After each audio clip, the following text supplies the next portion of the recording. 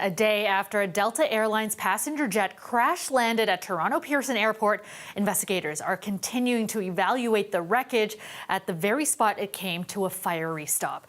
Airport officials saying today they won't speculate on a cause, only that an extensive investigation is underway. Now, all this as those who were on board, 80 people in total, continue to process their incredible survival. Dale Manukduk has the latest. I was getting suspended in the air. Street skier Peter Kukov knows a thing or two about twists and turns and safe landings. But yesterday was a completely different story. Everything, drop it. Come on. He was one of the passengers aboard Delta Airlines Flight 4819, which crashed at Pearson Airport Monday afternoon. The plane on fire and upside down. Holy. They announced, stay in your seat, stay in your seat. We were already out. And so anyone that hadn't already unbuckled was still just sitting there suspended until further notice. Kukov describes the evacuation as orderly and organized. There were 76 passengers on board and 4 crew. Miraculously, everyone survived. Delta Airlines says 21 people were transported to hospital and 19 have since been released, including the child who was airlifted to Sick Kids Hospital. When you look at the wreckage and certainly the prelude to it and how the event occurred, it is absolutely astounding that we had any survivors. New clear video surfacing Tuesday shows the moment of impact. Oh, no, no, no, no, no. The plane hitting the tarmac, flipping over, and bursting into flames, leaving behind a trail of thick black smoke. The plane remains on the field today as federal investigators from Canada and the U.S. try to determine what happened. As it is a Mitsubishi aircraft, Mitsubishi will be here on site as well, and Delta Airlines has sent their GO team who are already here on site. Duties we'll be conducting here on site are examining the wreckage, examining the runway. We've already removed the cockpit voice recorder, the flight data recorder, and we've sent them to our lab for further analysis. The Transportation Safety Board of Canada says it's too early to speculate on the cause of the crash. Airport officials note that while there were flight cancellations at Pearson due to the single aircraft collision, there were flights before and after. Monday was a clear day, though, and it was an operational recovery day for Toronto Pearson, with 1,006 scheduled flights. The results yesterday, in due part to the accident, were 462 scheduled flights canceled and 544 flights operated. 2 of the 5 runways at Pearson are expected to remain shut down for the next 2 days. Dale Manukduk, CBC News, Toronto. And with 2 of the runways out of commission for at least the next little while, delays, cancellations, and long lines are to be expected. Alicia Song has more on that. You're looking at people trying to get home, get to work, even get to Team Canada rugby tryouts. We're pretty disappointed, but right now we're just hopeful that, that Air Canada can set us up for something soon so we can make the tryouts. You know, people complain about dealing with airlines normally. The day after a plane crash with 2 runways closed, this is what you get. There's one person at the registration desk over there. All bookings today are full. And they said that if you're local, you should just go home. I'm from Vancouver. I'm trying to go home. Trying home from Toronto to Winnipeg. The customer service is just, it's appalling. You know, I've been on hold for 2 hours now trying to get through the call center. Been waiting in line here for 2 hours trying to get through on the priority phones. I stood in another line for over an hour, where I was told, yes, stay and wait here. And then after an hour, they said, no, come and wait here. And I will wait for another hour or longer. Almost a quarter of flights in and out of Pearson were canceled today, which has stranded at least a couple hundred travelers here in Toronto. But there's also those stuck abroad. Pretty much was calling the airline every single day, asking them for updates. And sports podcaster JD Bunkus has been stranded in New York since Sunday. I was originally told that the earliest I was going to be able to get a guaranteed ticket was going to be Wednesday, 11 p.m. And they had informed me that there was a cancellation in business class and I could buy that ticket, not a free upgrade, buy that ticket in order to try to get home this evening. Things will resume gradually, and it's not just the belly-up plane on the runway that the GTAA is contending with. We are currently without use of our longest east-west and north-south runways. This and ongoing expected additional weather conditions today will affect how fast we recover operations. The impact on travel is likely to continue for days. Ali Chiasson, CBC News, Toronto. Pearson and Mississauga fire crews are being credited for their efficient response yesterday. For some, it brings back memories of the Air France crash at Pearson almost 20 years ago. Everyone on board that flight also survived. Talia Ricci has more on yesterday's response. The response was fast, the evacuation smooth, and everyone survived. The cause of the Delta crash landing at Toronto Pearson Airport is still under investigation. But when it comes to the response, the airport's fire chief says a lot went right. The firefighters responded textbook. They were able to knock down the fire. They're able to assist the passengers getting off the plane and then performing triage and then response to the hospitals. Toronto Pearson Fire Chief Todd Aiken says it was a quick response time, within minutes. Because it's an active investigation, he says there are a lot of details that have yet to be released. The passengers were all evacuated, and then they were taken to a secondary location at Station 2 for triage with our mutual aid partners. For some, this incident evokes memories of the Air France landing at Pearson 2 decades ago. Air France Flight 358 crashed at the Toronto airport on August 2, 2005, after trying to land during heavy rain and lightning. All 297 passengers and 12 crew members on the plane survived the crash, an outcome described by then Canadian Minister of Transport and many others as a miracle. A lot has changed in the last 20 years, including the technology used to respond to fires at the airport. Last spring, CBC News visited the Toronto Pearson Fire Station to learn more about their new state-of-the-art fire trucks, specifically designed for aircraft rescue. Those specialized trucks were put to use during Monday's response. The trucks are equipped with tires that allow for off-road capabilities regardless of weather conditions, which allows firefighters to get to any runway in under 3 minutes. A typical city fire truck can output 100 gallons of water per minute, while this fleet in comparison has the capacity to produce 1,950 gallons per minute. Upon arrival, there was jet fuel and there was flames. We do have specialized aircraft rescue firefighting equipment that carries water, foam, and dry chem, and that it is utilized to smother and cover up the jet fuel to provide mean-free egress for the passengers. So we do have the appropriate equipment and the appropriate training to mitigate that emergency. Mississauga's fire chief said her teams are also well versed in airport response. They perform specific exercises to prepare for situations like this. In addition to the exercises conducted each year at Toronto Pearson International Airport, the City of Mississauga conducts its own functional emergency exercise, and we did that in 2021, examining an aircraft accident occurring within the City of Mississauga. Experts are crediting the unlikely survival rate of this crash to these emergency response teams, the pilots, and the aircraft manufacturer. Talia Ricci, CBC News, Toronto. All those blasts of winter weather, which are beginning to feel almost never-ending, is having a major impact on transit tonight. Multiple GO train lines are seeing major delays and cancellations at Union Station. I guess it just happens when you have 2 major snowstorms in 3 days, so yeah, we'll deal with it. Yeah, I'll see how tomorrow is, because little bit early to say whether the same situation will prevail tomorrow as well. I think tracks will be clear by tomorrow, but let's see. The Kitchener GO line, along with Lakeshore West, East, and Stouffville lines have all seen delays of up to 20 minutes, as some trains have also been canceled. GO Transit saying heavy snowfall and cold temperatures are behind the delays. Well, the dig out is still on for city crews. Mountains of snow can be found just about anywhere you go in Toronto and across the region. Snowplow businesses saying they continue to be slammed with requests. Brittany Billette has that part of the story. Across the city, there's still seas of snow. For some plow businesses, that means phones have been ringing nonstop. It's just been overwhelming demand, right? We've been bailing people out since the snowfall ended on Sunday afternoon, so Diko Nahabidian says he's been working back-to-back jobs and there's no signs it'll be slowing down. But the one issue he's facing is where to put all the snow. Placing the snow is challenging. We can't make the snow disappear, but we're doing our best to tuck them into corners and, be as clever as we can, right?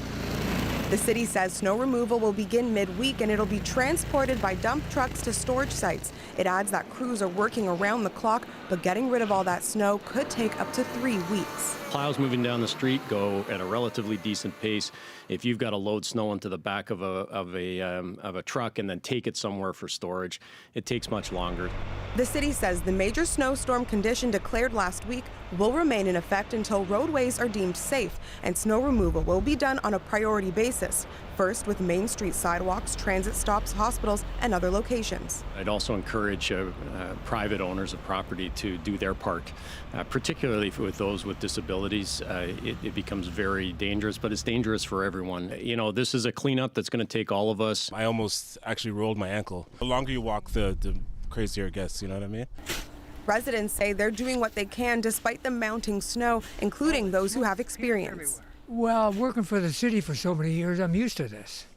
You know, I plowed it, I salted it, I shoveled it when I was younger. Never had a drift that high, never, ever. Despite the snow levels, some say they'll be trying to get back into their regular routine after days of staying in. You know, you got to live with it. You're in Ontario. Environment Canada says more snow is on the way, yet another hit of winter. Brittany Billette, CBC News, Toronto. With the Ontario election campaign in its second last week, the NDP are trying to woo voters in downtown Toronto as the Liberals look to spoil their plans. Lane Harrison explains. I love this city. I believe in this city, and I am ready to fight for this city. Toronto's core is somewhat of a stronghold for the NDP, leader Marit Stiles pitching her vision to keep it this morning. Among her promises, an NDP government would take on 50% of the operating costs for the TTC, which the party says would make service more reliable. We have to take back provincial responsibility for some of this, and it's the only way that we're going to be able to solve some of the issues that we're facing with the TTC. But while Stiles works to shore up support in the city, Liberal leader Bonnie Crombie is looking to take some of that support. I'm asking everyone to come together, especially those who may have voted NDP in the past, to vote for Ontario's Liberals to change the government. Today, strategists say is insightful for both parties. The reason the NDP are focused on downtown Toronto is because they're deeply worried about downtown Toronto, specifically about those ridings which they were successful in winning in both 2018 and 2022, and which now appear to be in some doubt given recent poll numbers. The sun rises in the east, it sets in the west, and the Ontario Liberals will call for strategic voting at some point to try and steal NDP votes. What surprised me was how early she did this. It sort of sends a signal to voters that she's given up on beating Doug Ford. As someone who's pitched herself as a different kind of liberal, who supports police and is against a carbon tax, Crombie says there's a big reason left-leaning NDPers should join her team. They'll choose me because they want a family doctor. But Stiles isn't concerned about her votes turning red. Their path is they're just trying to make party status. Look, the truth is, my focus is and continues to be flipping blue seats to orange. Meet Marit Stiles and the NDP. And if a new PC attack ad is any indication, those with blue seats are still thinking about her after a debate NDP strategists felt positively introduced voters to their leader. I think maybe Doug Ford is a little rattled after last night. Lane Harrison, CBC News, Toronto. York police are looking for suspects after 2 homes in King Township were the target of arson attacks. Again, there is video of the incident taking place, and you can actually hear audio of the suspects sort of communicating with each other, leading up to them leaving the scene in the vehicle. The incidents happened on Saturday just after 6:30 a.m. Police responded to a newly built residential area near 15th Side Road and Charles Baker Drive, where they found 2 homes engulfed in flames. The homes were still under construction. Police say the suspects fled in a gray Dodge Durango. Welcome back. Blue Jays star slugger Vladimir Guerrero Jr. is set to hit free agency after this upcoming season. The 25-year-old was not able to come to an agreement on a contract extension with the Jays. We did not get an agreement today. I mean, they had their numbers, I have my numbers, but you know, this is business, like I always say. Things happen, but we all good. Guerrero went on to say that the negotiations with the Blue Jays did not come close to the dollar amount he was seeking, and that he does not plan on continuing talks on an extension now that he's arrived for spring training. Now, this is the latest blow to a Blue Jays team that has missed out on signing some superstars in recent off seasons, such as Shohei Ohtani, Juan Soto, and pitching phenom Roki Sasaki. Guerrero Jr. is now expected to be the marquee free agent up for grabs in the 2026 offseason, with no shortage of suitors looking to sign a star who's just about to enter his prime. Toronto FC, meanwhile, introducing their newest addition to the team today, Norwegian forward Ola Brynhildsen. Finally, I'm here. I'm really happy. Toronto has been, I've been talking with them for quite a while. And also Toronto is a big club in the MLS. So, yeah, I'm looking forward to it. Brynhildsen is joining the Reds on a 12-month loan from Denmark. The 25-year-old forward scored 8 goals in the past 2 seasons with his Danish club team. Now, internationally, he's earned 4 caps with the Norwegian national team, receiving his first call-up in 2022. A Toronto man is hoping to reclaim a pretty precious world record for helicopter skiing this spring. Gordon Precious is training at a ski hill in Milton before heading to British Columbia to make the attempt in April. But as Tyler Cheese explains, he's not someone you'd typically see at the top of a mountain, which makes his goal all the more incredible. It's a great sport. Keeps you outdoors and enjoying the fresh air. A ski hill like this one isn't where you'd expect to find someone who's 100 years old, but for Gordon Precious, a thing like age isn't going to slow him down. Well, it seems that I have attained the age of 100 last May, and this coming May I'll be 101. And I'm pleased to be alive and with you gentlemen and here at such a lovely ski area. And a beautiful sunny day. Good job! Woo! Made it. Precious is training here at Glen Eden in Milton once a week because in April he's hoping to break the Guinness World Record for the oldest person on the planet to go helicopter skiing. It's a great experience. And I've been doing that for about the last 40 years. It's a record he's already broken once, back when he was 94 in 2019. But in 2021, a 95-year-old American skier scooped the title. I'm a little older than he is, so I'll take it away this year when I'm now 100. Precious's neighbor and friend is helping him to train and will accompany him on the trip. It's an incredible story. Like, when do you ever even get to meet a 100-year-old person? Now meet one who's going to go helicopter skiing. Meet one that you can go skiing with. He says Precious can be a good example to others to go after their goals. It's good for some, have a record for people to try to achieve, try to accomplish. And yeah, if Gordon can do it, maybe others can do it. So yeah, it's nice to have a goal and a record to go for. And if he can achieve that record, Precious says he'll be celebrating with loved ones. I suppose I'll have a wee drink of something down in the lodge and a nice dinner. The record-breaking trip is scheduled for mid-April in British Columbia's Caribou Mountain Range. Tyler Cheese, CBC News, Milton.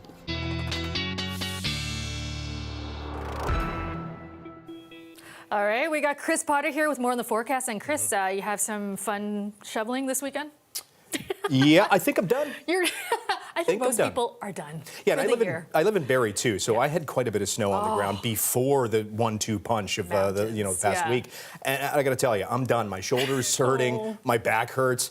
Everyone lift with your legs, not your back, even if it's tricky. Luckily, there's no significant snowfall expected over the next couple of days. We get a break. That's not to say that we're not going to see a little bit of snow through the beginning stages of the overnight before the lake effect dies down. But another story is the temperatures, -1 normal daytime high. -10, normal overnight low. And temperatures today only peaked at -7, but of course those gusty winds, which also created blowing, drifting snow out there, and thus the weather advisory, the winter weather travel advisory in place for the city, north and east. And that's where it has basically hung on, the lake effect snow throughout the daytime hours. But as we get through, the next couple of hours, it will wander across the GTA. Not going to be a big accumulation maker, maybe a couple of centimeters locally, especially on the north end where 5 centimeters will be possible. As we get towards the morning hours, we'll start off with mostly sunshine. Hey, not bad. Variable though, so at times more sun in the morning, at times more cloud in the afternoon, but no real threat of active weather despite a little bit of a grayish appearance. Once we get into Thursday, a better shot of flurries, maybe a little bit of pockets of light snow locally, maybe a couple of centimeters locally. That dies down quickly during the evening and overnight. As we get into Friday, we still hold on to those colder northerly winds, but we start to see a little bit more sunshine. We should escape with a mix of sun and cloud. Temperatures by the weekend, I guarantee, will be climbing. In terms of lake effect snow, once again, that has been the catalyst the past few days. That continues, but it will weaken as we get into the day on your Wednesday and into Thursday. It might return in some locales, but it won't stretch much past the lake shores. -15 for the overnight, -7 for the daytime high tomorrow. Similar story in Windsor, -11 in Ottawa. And with the winds, it will probably feel closer to -12 because luckily the winds, as opposed to today where it was feeling like, the minus mid to upper teens and we had the blowing drifting snow, it will be lighter. -7 for Thursday, a couple of centimeters locally. -5 for Friday, -2 for Eskelda on Saturday. We will be clouding over during the course of the day. By the evening, it looks like we could see some flurries, but of course it's 4 days out. And by Sunday at this point, we're favoring scattered flurries with minimal accumulation as opposed to snowfall. And look at that daytime high, where we should be for this time of year. So in short, cold, less cold by Friday, and more seasonable by the weekend with no stormy conditions. That's what like I was last going to week. say. I think most people would be glad. Yeah. That's not the case. 100%. Thanks so much, Carson. That's all the time we have tonight. Thanks for watching. Have a great night.